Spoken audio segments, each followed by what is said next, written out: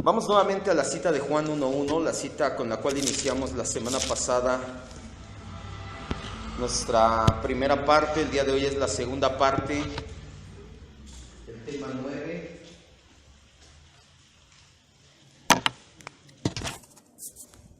Tema 9, que es Jesucristo verdadero Dios 2.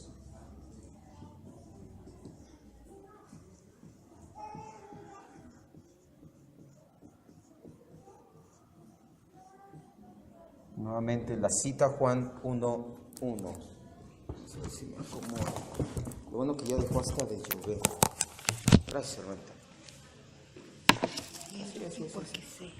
Así, hermano. Se ensució. No importa. Ya lo tenemos. Dice Juan 1:1. En el principio era el verbo, y el verbo era con Dios. Gracias. Y el verbo era Dios. Vamos a orar.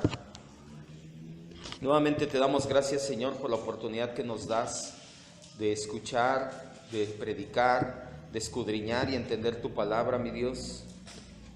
Anhelamos conocerte siempre por los medios que tú nos das, que es tu palabra escrita, no por nuestros sentimientos o emociones, ni mucho menos un Cristo de nuestra imaginación, sino el Cristo que la Escritura revela, un Cristo 100% humano, un Cristo 100% Dios. Ese es el Dios de nuestra salvación, al cual adoramos y bendecimos. Gracias, Padre precioso, por la bendición de tener palabra en este lugar. En el nombre de Jesucristo, amén nuevamente.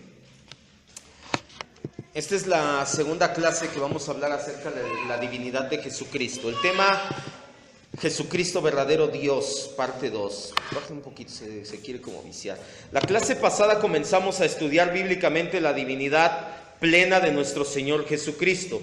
Ya establecimos 3 puntos importantes. Voy a recapitular rápidamente, ponga mucha atención. Su preexistencia en el Antiguo Testamento como Dios. Ya vimos, de hecho, cuando vimos tipos de Cristo, que en el Antiguo Testamento Él se revela, Él se muestra como el ángel de Jehová en teofanías diversas o cristofanías, que son apariciones de Cristo en el Antiguo Testamento antes de encarnarse en el vientre de María. Vemos también tipos de Cristo como Melquisedec, y vimos que tanto el Nuevo como el Antiguo Testamento, la preexistencia de Cristo como Dios, no solamente como un ser antes de encarnarse. Vimos también las afirmaciones bíblicas directas. Hay 2, las cuales son muy importantes, que a Cristo se le llama Dios y se le llama Señor. Vimos también que Cristo cumple con los atributos incomunicables que son únicamente de Dios. En esta clase vamos a continuar con las evidencias bíblicas acerca de la total y plena divinidad de Cristo. Escuche bien, ¿por qué decirle total y plena divinidad? ¿Por qué no solamente decir Cristo es Dios? Es importante aclarar que Cristo es total y plenamente Dios. De aquí en adelante, tal vez no lo voy a decir siempre. Cuando digamos Cristo es Dios, usted dice amén, pero tiene que tener entendido que Cristo es totalmente y plenamente Dios. ¿Por qué es importante? En el pasado hubo herejías antitrinitarias que suponían que Jesucristo era Dios, pero que era un Dios menor al Padre. O peor aún, que era un Dios, como lo veíamos con los testigos de Jehová, lo cual cayó en muchas herejías. Para evitar caer en ello, la iglesia, por ahí del siglo IV y V, en las llamadas controversias y herejías cristológicas, en el credo calcedonio, llegaron a la conclusión, ellos, de hecho lo estoy parafraseando, pero decían: Jesucristo, Dios verdadero de Dios verdadero, esencia de Dios verdadero, sustancia de Dios.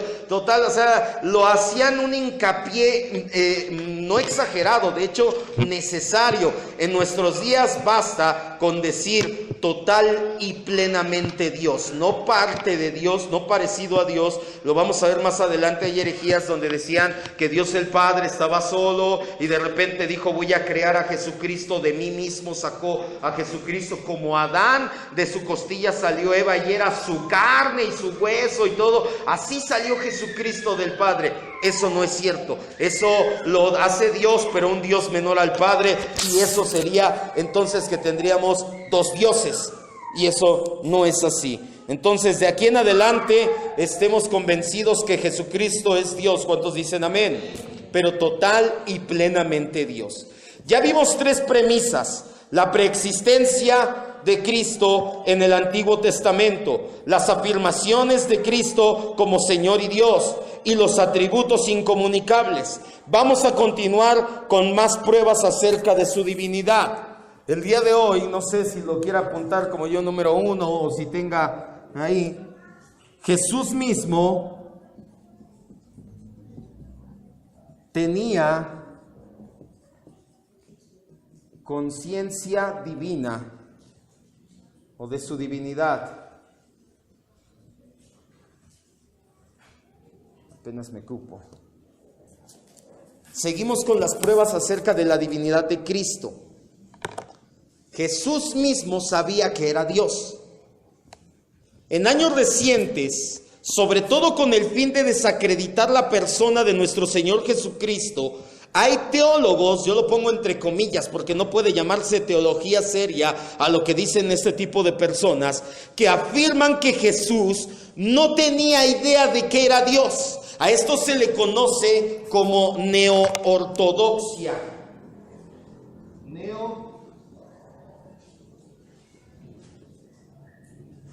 Neoortodoxia. ¿Qué significa neortodoxia?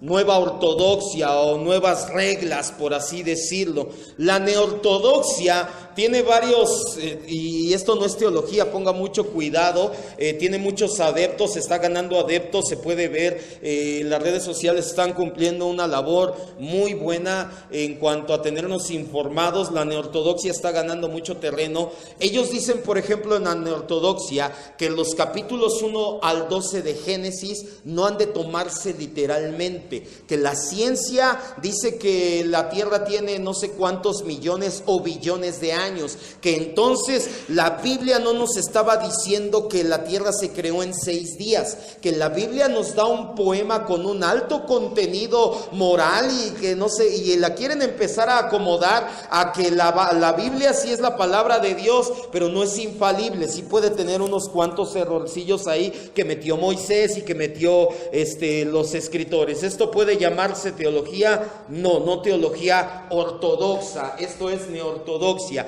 Dentro de la neortodoxia hay una corriente que dice que Jesucristo, cuando vivió como ser humano aquí en la tierra, Él no sabía que era Dios.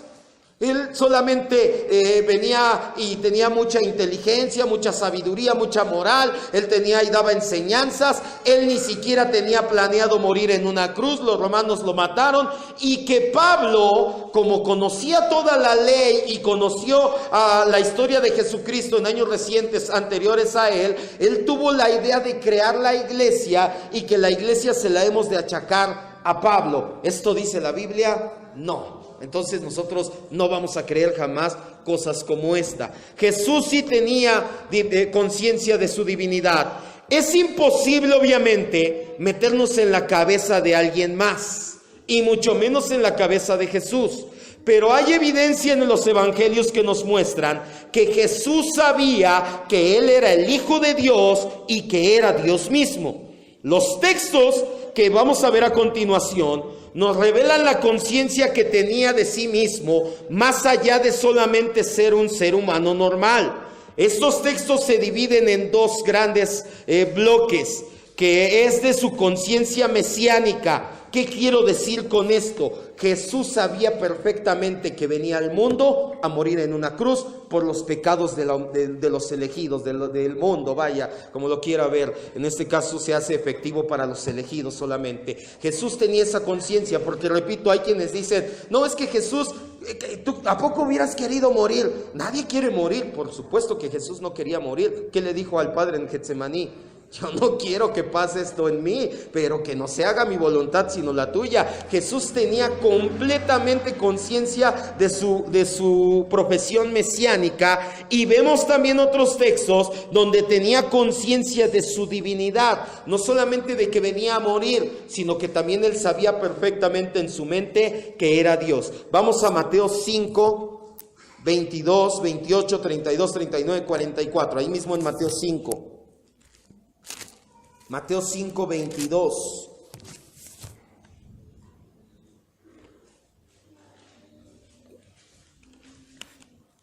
Aquí vemos los primeros 5 hablan de su conciencia mesiánica.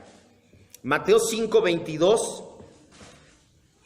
dice: pero yo les digo que cualquiera, hasta ahí nada más. El 28 dice: pero yo les digo. El 32 comienza diciendo: pero yo les digo. Y puede leer eso también en el 39 y en el 44. La frase "pero yo les digo" es una ratificación de autoridad propia del Mesías. Quiero que me ponga mucha atención.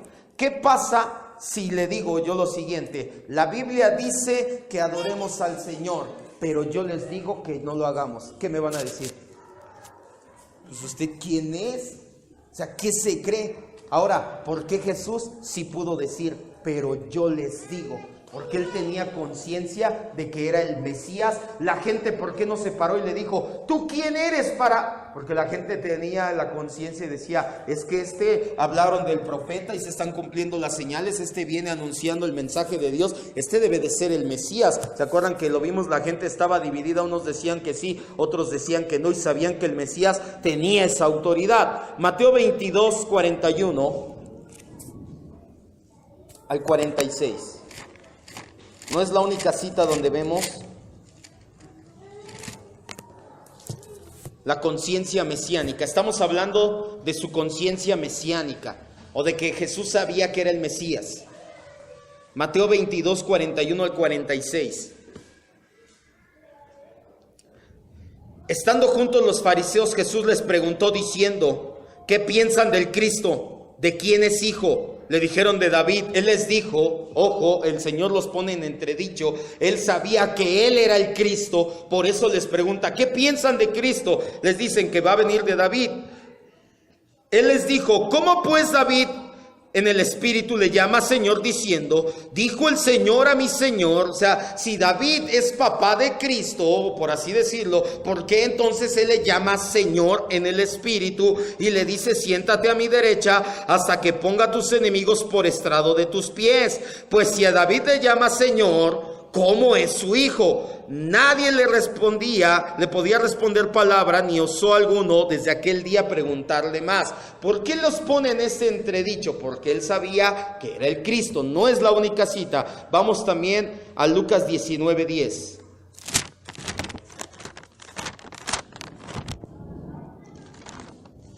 Vamos a darnos prisa, se ve que viene el agua.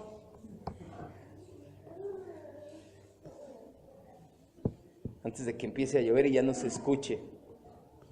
Si de por sí se me olvida y me pongo a escribir, me alejo de la tablet que es con la que grabamos, y me reclaman muchas veces: es que no se oye, es que no se oye. Entonces, y luego cuando llueve menos se oye. ¿Sale? Lucas 19:10. Sí, estamos en Lucas 19:10. Porque el Hijo del Hombre, habla Jesús acerca de sí mismo, vino a salvar lo que se había perdido. ¿Qué significa? Que Jesús sabía cuál era su misión. Él no decía: pues yo vengo aquí a predicarles amor y paz y que todos... No, yo tengo una misión, yo vine a salvar lo que se había perdido. Y por último, Mateo 16 y 17. De hecho, si usted lee los evangelios, lo encontrará en repetidas ocasiones textos como estos.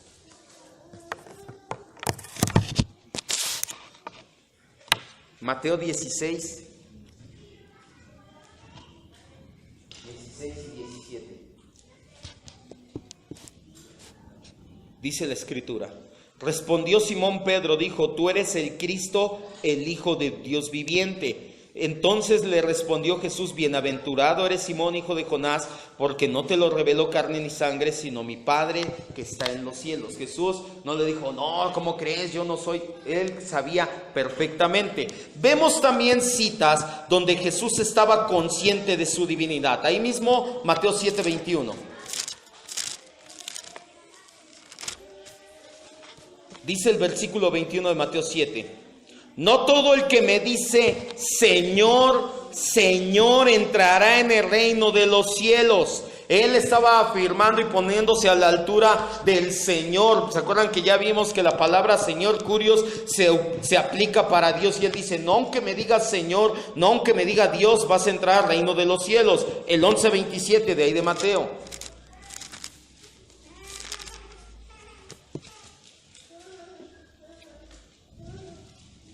Todas las cosas me fueron entregadas por mi Padre. Nadie conoce al Hijo sino el Padre, ni al Padre conoce a alguno sino el Hijo, y aquel a quien el Hijo quiere revelar. El Señor Jesucristo estaba diciendo, en otras palabras, como lo vamos a ver en Juan 10:30, vamos a Juan 10:30, el Padre y yo uno somos. Nadie le conoce más que el Hijo y al quien el Padre quiere revelarle. Juan 10:30.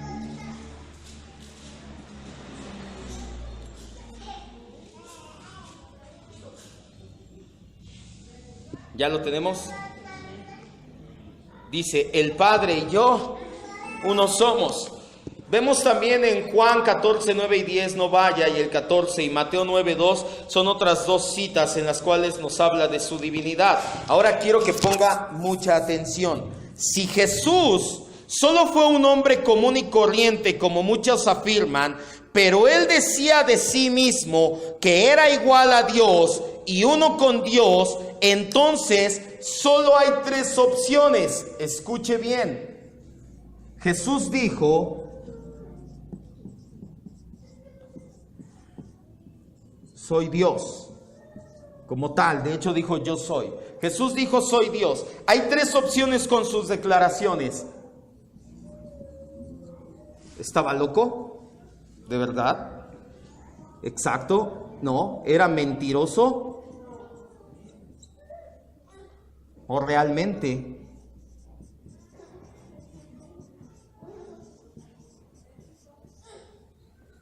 Mentiroso. Ahí está. Jesús dijo en varias ocasiones, tenía conciencia de su divinidad, dijo: el Padre y yo uno somos. Como dices, muéstranos al Padre, si aquí estoy yo. Le dice a Tomás en Juan 14, 9, 10 y 14, me has visto al Padre. Entonces, tenemos tres opciones. Si Jesús dijo que Él era Dios, pero no era Dios, entonces o estaba loco o era mentiroso. Si él estaba loco, podríamos, por ejemplo, igualarlo a alguien en un manicomio. Yo no sé, el psiquiátrico, si todavía opera o ya nada más, ¿no? ¿Alguien sabe? Sí, todavía hay. Si tú puedes, podríamos ir un día aquí al psiquiátrico y te encuentras a una persona trastornada que te podría decir que es Napoleón o que es Hitler o que es un huevo cocido. Y obviamente no lo es. O sea, dices, no lo es. Está loco. Entonces, si Jesús dijo que era Dios, pero no era Dios, podía estar loco o podría ser un mentiroso. Podría a sabiendas él mismo decir: pues no soy Dios, pero les voy a decir que soy Dios para que la gente me siga. Ahora, si estas dos opciones se cumplen, sus palabras no valen nada. ¿Por qué? Porque hay gente que dice que Jesús no era Dios, que Jesús era un gran maestro, que un iluminado y que... pero yo les tengo una noticia. Jesús dijo que Él mismo era Dios. Si Jesús no era Dios y nada más era un gran maestro, como ellos dicen, o era un maestro que estaba loco o era un maestro mentiroso. Entonces sus palabras, por muy bonitas que sonaran, no valen nada. Así que aunque él dijera: ama a tus enemigos como a ti mismo y todo, no vale nada. Ahora, si realmente es Dios, que sabemos que es Dios, sus palabras no solamente son ciertas, son palabra de Dios mismo. Sus palabras no solamente son ciertas, su palabra es la palabra de Dios mismo. Entonces, sus enseñanzas no solamente son enseñanzas ético-morales muy bonitas. Lo que Jesús dijo es la palabra de Dios como tal. Entonces, hay por eso es tan importante saber diferenciar entre Jesucristo como Dios o no fue Dios realmente. Ya podemos borrar aquí, ¿sí? ¿O le están apuntando? Número 2, Jesús mismo recibe adoración.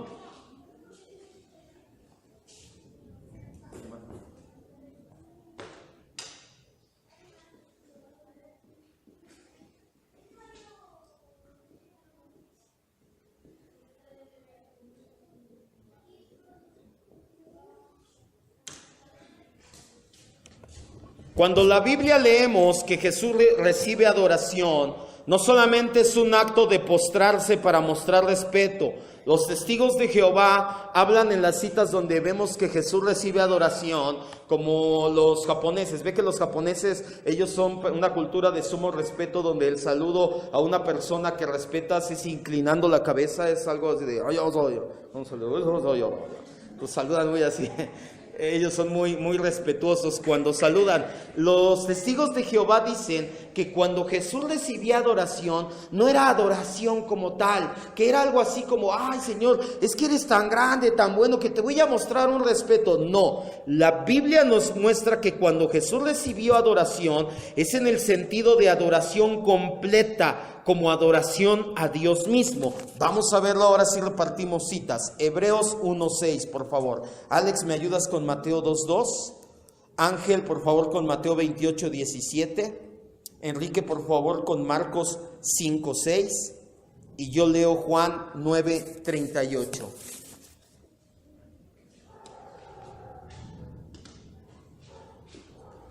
Hebreos 1:6. Cuando introduce al primogénito en el mundo, dice, adórenle todos los ángeles de Dios. Así es. ¿Quién es el primogénito? Cristo. Cuando Él viene al mundo le dicen, adórenle todos los ángeles de Dios. ¿Eso será nada más algo así como, ay, qué respetuoso? O sea, le están adorando la corte celestial, la que le canta de día y de noche, proclaman santo, santo, santo, el Señor de los ejércitos. Es la corte que adora a nuestro Señor Jesucristo. Entonces la adoración que recibe es adoración como de Dios. Mateo 2:2. ¿Dónde está el rey de los judíos que ha nacido? Porque su estrella hemos visto en el oriente y venimos a adorarle. ¿Quiénes hablan? Melchor, Gaspar y Baltasar. No, no es cierto. Los sabios de Oriente. Ya pusieron cara de sí existen. No, mija, no son ellos. No es cierto. ¿De quién habla? De los sabios que le fueron con Herodes y le dijeron, ¿dónde está el rey de los judíos? Que venimos a ¿qué? A mostrarle respeto. No, a adorarle como rey. Mateo 28:17. Y cuando le vieron, le adoraron, pero algunos dudaban. Le adoraron cuando le vieron al Señor de la gloria resucitado. Marcos 5:6.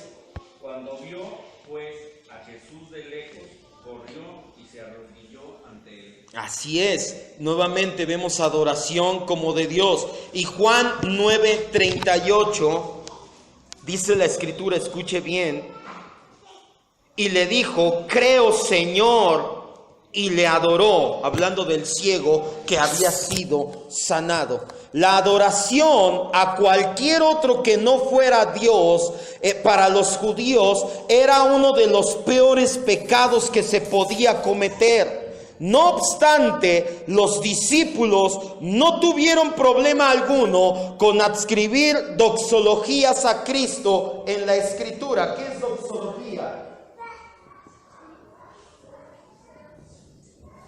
Es alabanza escrita. Eso es doxología. Ya me despegué la esta. Nuevamente, ¿qué es doxología? Es alabanza escrita. Escuche, quiero que me vea y ponga mucha atención. Los judíos tenían una situación. Ellos desde en Éxodo 20, vemos que los 10 mandamientos, el primero es, no tendrás dioses ajenos, no te postrarás, no te inclinarás, no los adorarás, porque yo soy el Jehová tu Dios, fuerte y celoso. El Shema, que es Deuteronomio 6:4, le dice: oye Israel, el Señor Jehová tu Dios uno es. Ellos tenían bien claro en su mente: no podemos adorar, no podemos bendecir, no podemos clamar, no podemos venerar a nadie que no sea Dios. Sin embargo, después, cuando escriben el Nuevo Testamento, escriben doxología o alabanzas escritas. Vamos a ver que Pablo, Pedro y Juan escribieron ello. Romanos 9:5, por favor. Segunda de Timoteo 4:18, segunda de Pedro 3:18, y yo leo Apocalipsis 1:5 y 6. Vemos que esto es doxología. Cuando usted en la Biblia encuentra alabanza escritas, no cantadas, escritas, eso es doxología. Mientras mayor sea tu teología, mayor será tu doxología. Mientras más conozcas a Dios, más vas a alabar a Dios. Eso es, ya lo hemos visto en el discipulado. Romanos 9:5. ¿De quiénes son los patriarcas y de los cuales según la carne vino Cristo, el cual es Dios sobre todas las cosas, bendito por los siglos? Amén. Así es, de quienes son los patriarcas, de quien vino Cristo, el cual es Dios, bendito por los siglos. Amén. Eso es una doxología. Cristo es Dios, bendito por los siglos. Segunda de Timoteo 4:18.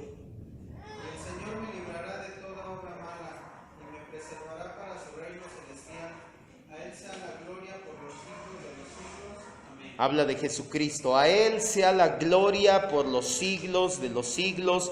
Amén. Eso es otra doxología. Esto es otra alabanza en la Escritura. Segunda de Pedro 3:18. Antes bien, crezcan en la gracia y el conocimiento de nuestro Señor y Salvador Jesucristo. A Él sea gloria ahora y hasta el día de la eternidad. Amén. Así es, a Él sea la gloria, ahora y hasta la eternidad, hasta el día de la eternidad. Amén. Vemos ahora que también Pedro escribe doxología. Juan en Apocalipsis 1:5 y 6 escribe doxología. Dice: Jesucristo el testigo fiel, el primogénito de los muertos, el soberano de los reyes de la tierra, que nos amó y nos lavó de nuestros pecados con su sangre, y nos hizo reyes y sacerdotes para Dios. A Él sea gloria e imperio por los siglos de los siglos. Amén. Vemos que se escribe doxología, que es alabanza escrita para Dios, pero para Jesucristo. Entonces, o tenemos dos dioses o Jesucristo es Dios. Jesucristo es el mismo Dios. Número 3. Estamos viendo que Jesucristo es Dios.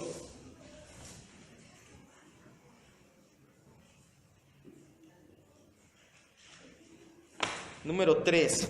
Testimonios de autores no cristianos.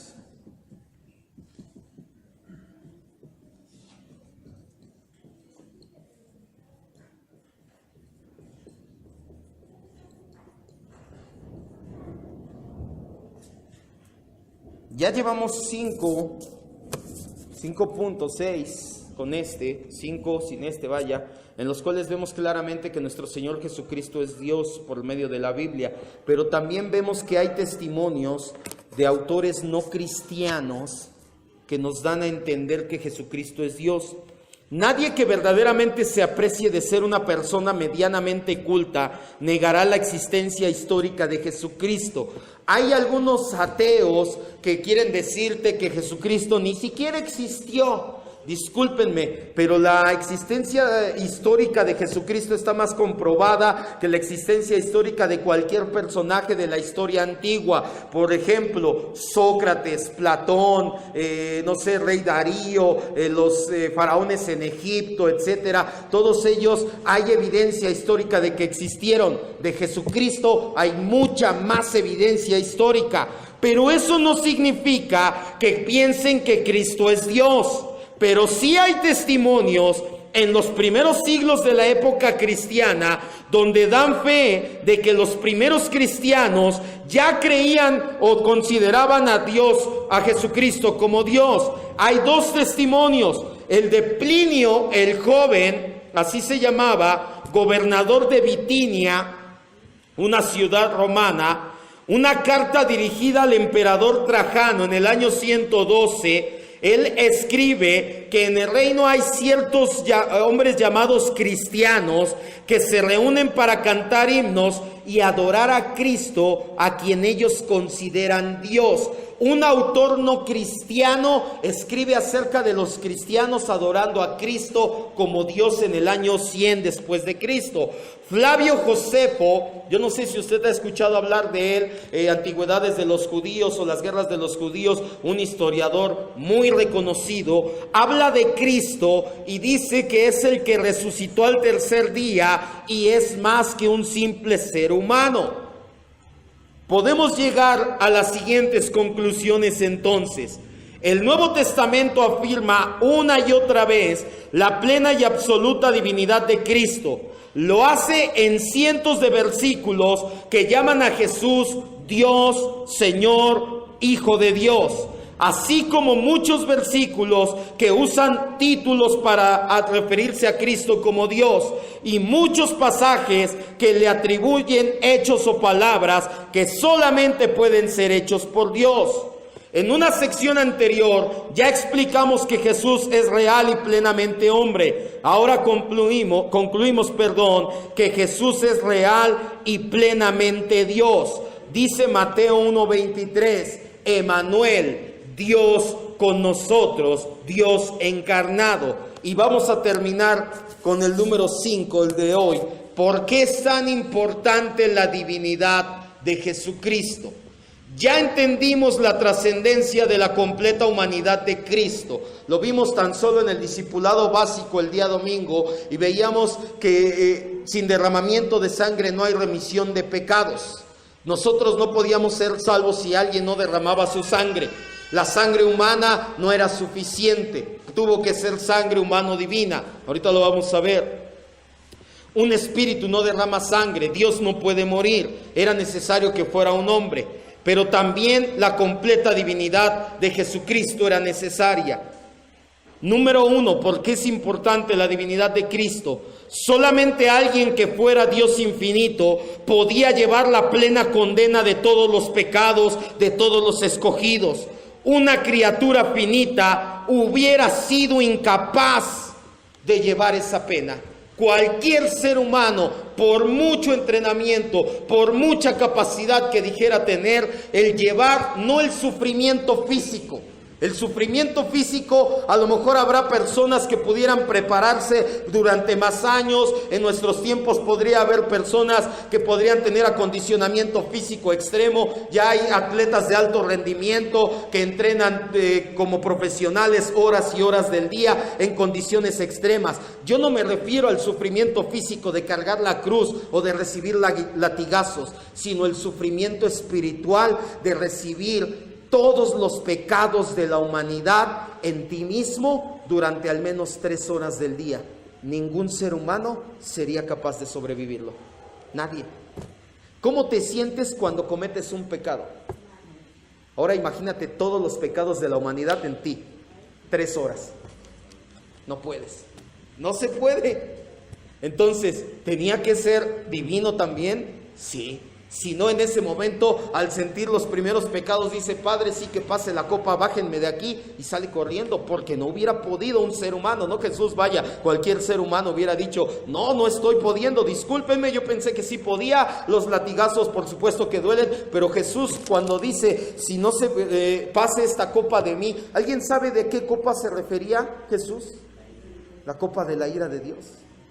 Él se bebió toda la ira de Dios de un sorbo, porque todo el pecado del mundo cayó sobre él. Entonces, un ser humano no podía resistirlo, por eso tenía que ser divino. Segundo, dice la Biblia, no solo en Jonás 2:9, no vaya, pero dice en Jonás 2:9, en el libro de los Salmos, y vemos en el Evangelio, que la salvación es del Señor. Nosotros únicamente aportamos el pecado que la hizo necesaria.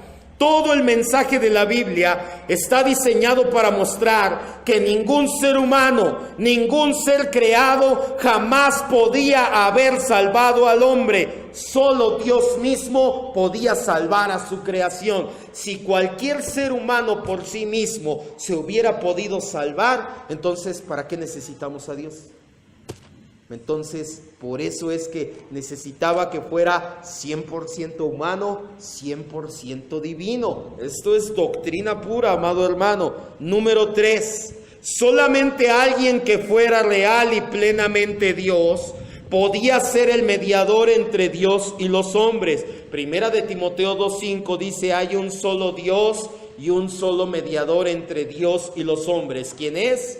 Jesucristo hombre. Le llama Dios al principio del versículo y le llama hombre al final del versículo, tanto para llevarnos de regreso a Dios como para revelarnos plenamente al Padre. Por lo tanto, si Jesús no es plenamente Dios, no hay salvación y no hay cristianismo. ¿Será importante esta doctrina? Bastante.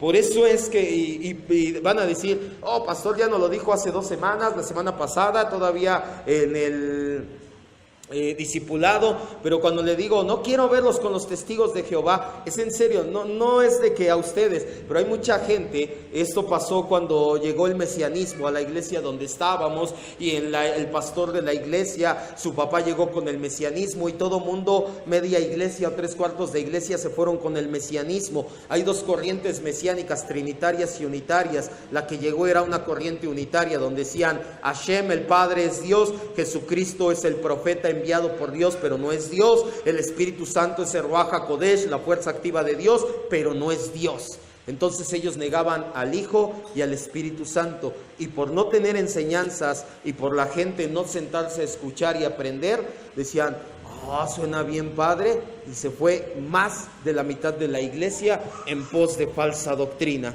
No es casualidad que en toda la historia del cristianismo, los grupos que han descartado la creencia de la plena divinidad de Cristo no han durado mucho tiempo en la fe cristiana. Se han descarriado a varios tipos de religión, representados sobre todo en Estados Unidos, como los testigos de Jehová. Los testigos de Jehová, Charles Taze Russell, sí comenzó yendo a una iglesia cristiana presbiteriana, me parece metodista, creo, no recuerdo bien, pero él tenía la idea de que el Señor solamente es uno, Jesucristo no es Dios, y por eso sus ideas no duraron ahí, se separó y creó los testigos de Jehová. Un verdadero cristiano que no quiere que Cristo es Dios, no puede ser verdadero cristiano. Vamos a 2 últimas citas. Primera de Juan 2:23 y segunda de Juan 9.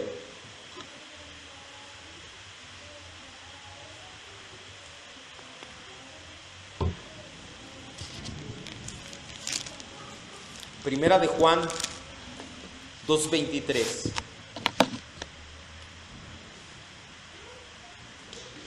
Y segunda de Juan 9. ¿Ya lo tenemos? Dice el 2:23. Todo aquel que niega al Hijo, ¿quién es el Hijo? Jesucristo, que niega su divinidad, tampoco tiene a quién. Y el que confiesa al Hijo, también tiene a quién. Cuidado, tú niegas al Hijo y estás negando al Padre. Tremendo. Segunda de Juan 9. Desde la época del apóstol Juan, por ahí del año 100 después de Cristo, ya están estas situaciones. Imagínense, se han refinado muchísimo los unitaristas, ¿eh? La próxima clase vamos a ver al menos 10 citas donde ellos se toman para decir, mira, como esta cita dice que Jesús no es Dios y le vamos a dar una buena exegesis. No, aquí la cita dice esto, la hermenéutica esto, la exegesis eso, porque ellos se toman y dicen, aquí dice que no es Dios. A ver, espérame, lee el contexto, lee un versículo adelante, ¿qué dice? Entonces, desde esa época ya estaba. Segunda de Juan 9 dice, cualquiera que se extravía y no persevera en la doctrina de ¿quién? De Cristo, no tiene a quién, no tiene a Dios. El que persevera en la doctrina, ese es de Cristo, ese sí tiene a quién, al Padre y al Hijo. Mucho ojo, no sé si tenga dudas, o ya podemos orar. Había una duda la semana pasada, qué bueno que la volteé a ver, hermana. Me preguntaban si es cierto, y qué bueno que salió esa duda. ¿Se acuerdan que les dije que jamás vamos a encontrar como tal, aunque sí vemos la doctrina ahí? En primera, porque la Biblia no es teología sistemática, que venga acomodada sistemáticamente. En segunda, no dice Jesucristo es Dios completamente, plenamente Dios como tal. Pero ¿por qué no lo escribieron como tal? Me preguntaba, ¿por qué no escribieron los autores como tal la Trinidad o la divinidad de Jesucristo? Porque para ellos era natural. Ellos venían de un contexto totalmente judío. Los autores del Nuevo Testamento, todos eran, salvo Lucas, eran judíos. Tal vez el escritor de Hebreos, muchos piensan que era Apolos, griego. Pero vaya, todos tenían esa mentalidad de judío, del Shema, de Deuteronomio 6:4. Escucha, Israel, tu Dios uno es. Ellos, cuando Jesús se revela y caminan 3 años y medio con Él, asciende al cielo, lo ven glorificado, dicen, es mi Dios. Es Dios, pero no tengo 2 dioses. Yo sé que solamente hay un Dios. Y después, 10 días después, viene el Espíritu Santo en Pentecostés y saben que también es Dios. Pero dicen, no tengo 3 dioses. Yo sé que hay el Padre y solamente hay un Dios, que el Hijo es Dios y que el Espíritu Santo es Dios, pero que no tengo 3 dioses, que son 3 personas en un solo Dios. Por eso es que ellos jamás vieron la necesidad de escribir, la Trinidad es así, así, así, así, porque ellos caminaron todo el tiempo con mentalidad sabiendo que solamente hay un Dios. Conocieron, estuvieron con Jesús y lo vieron glorificarse como a Dios, y vieron venir al Espíritu Santo, moverse y actuar como Dios. Entonces ellos no tenían ningún problema, lo vivieron de primera mano, no tenían ningún problema con esta situación de decir, ¿sabes qué? Hay que escribir para que la gente sepa. Pero si vemos los escritos, cuando vimos la Trinidad hace tiempo en un discipulado, veíamos que hay muchos escritos donde habla explícitamente del Padre como Dios, del Hijo como Dios y del Espíritu Santo como Dios, pero no 3 dioses, sino solamente un Dios. Este es otro tema, es un poco más complejo, pero también va a ser interesante llegar a él a un día. Si no hay dudas, ahora calle para siempre. Vamos a orar entonces. Vamos a dar gracias a Dios, primeramente, por la enseñanza del día de hoy, papá, porque es maravilloso aprender de tu palabra. Saber que tú jamás nos mentiste y que mucho menos estabas loco, Señor. Discúlpanos por tan solo mencionarlo en la misma oración, pero sabemos que es necesario para que resalte tu divinidad, para que resalte el hecho de que tus palabras no fueron palabras bonitas moralmente hablando o altas éticamente hablando, que tus palabras son y la palabra de Dios misma. Porque tú dijiste que eras Dios, Señor. Tú mostraste atributos de Dios. Tú siempre has sido Dios, Señor. No comenzaste a ser Dios después de la creación. Tú siempre has sido igual a Dios porque eres Dios, Señor Jesucristo. Y esto asegura nuestra salvación, pues la salvación proviene solamente de Dios, no de los hombres. Y la salvación no hubiera podido completarse por un hombre finito, limitado, que no hubiera podido llevar mis pecados y los de mis hermanos.